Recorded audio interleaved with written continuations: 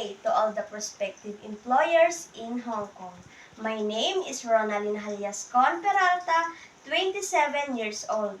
I am married and my husband's name is Richard Calpito Peralta, 28 years old.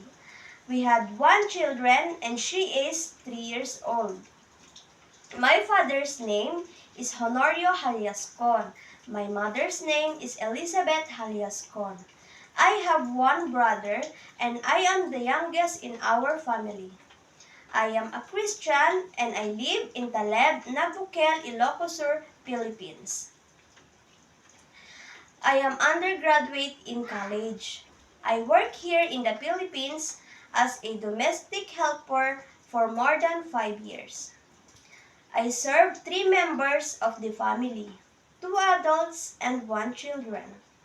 My duties are cleaning the house, taking care of the children, cooking, washing dishes, laundries, ironing, taking care of their pets, and gardening. To all the prospective employers in Hong Kong, please choose me as your domestic helper and I promise I will do my duties and responsibility. I will also follow your rules and regulations. Thank you and God bless.